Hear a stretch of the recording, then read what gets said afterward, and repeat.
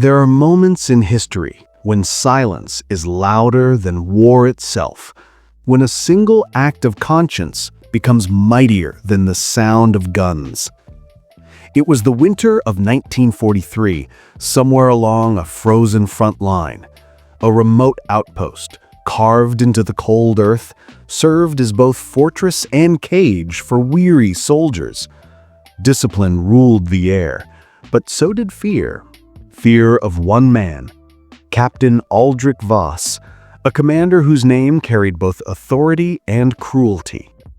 He was known for his precision, his perfect uniform, and his ruthless devotion to power.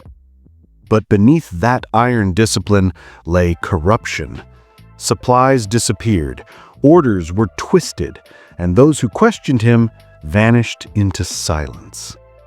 Then came recruit Elias Wren, a young soldier from a farming village, quiet but sharp-eyed, with the steadiness of someone who had seen hardship before war ever began. He listened more than he spoke, obeyed more than he resisted, until one morning, during a routine inspection, everything changed. Captain Voss ordered Elias to carry out an execution, a civilian accused of spying. But everyone knew the truth. The man was innocent, a villager who refused to pay the captain's bribes.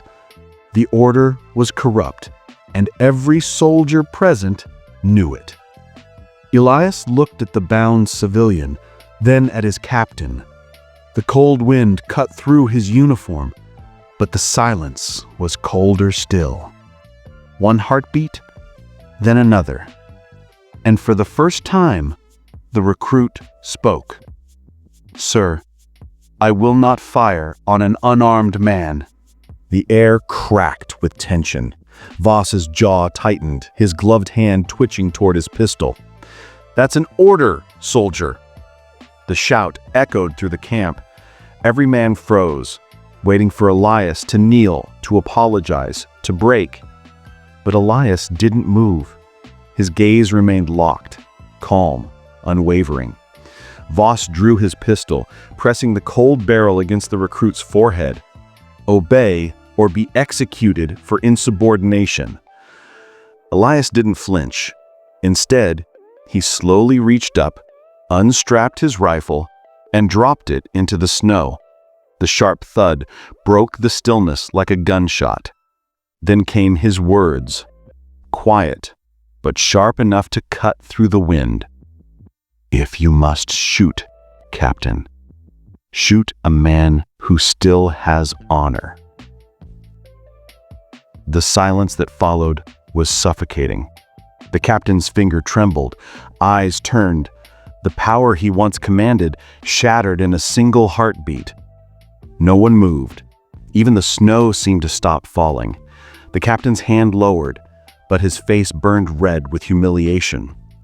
Voss turned sharply and barked to the guards, "Take him away!" But the guards didn't move either.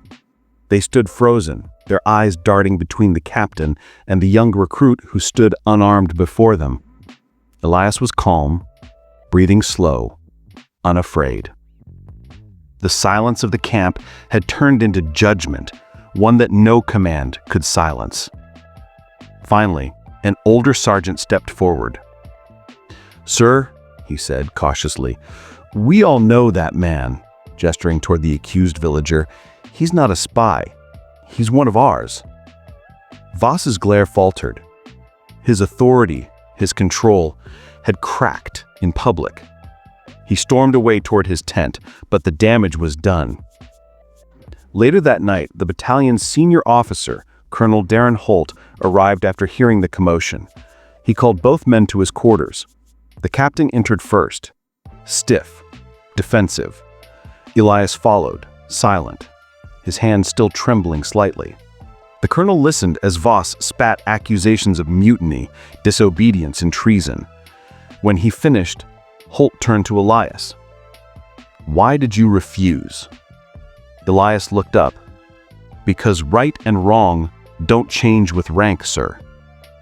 For a long moment, Holt said nothing. Then, to everyone's shock, He stood and saluted the recruit. In times like these, honor is rarer than courage. You may just have saved this army's soul. By dawn, Voss was relieved of command and sent under investigation. The man he condemned was freed, and Elias returned to his post, silent as ever. In every chain of command, obedience sustains order, but conscience preserves humanity. Power is hollow without integrity. Years passed. The war ended. Most soldiers went home, their memories fading into the dust of history. But among those who served in that frozen camp, one name endured. Not the captains, but the recruits. Elias Wren became a quiet legend.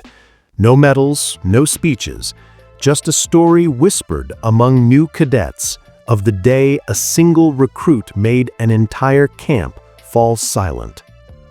They said that when fear ruled the trenches, one man's calm defiance restored faith in justice. That when corruption seemed untouchable, truth found its voice in the quietest soldier. Decades later, veterans still remembered that moment, not for its drama, but for its clarity. The sight of a young man refusing to surrender his conscience became a lesson engraved in the hearts of those who wore the uniform after him. And when Elias was asked, years later, what gave him the courage to defy his superior, he simply replied, quote, "Obedience ends where injustice begins." That single line outlived the war, echoing through generations of soldiers who learned that courage isn't the absence of fear, it's the presence of conscience. Don't forget to like, comment, and subscribe for more powerful stories from States History USA.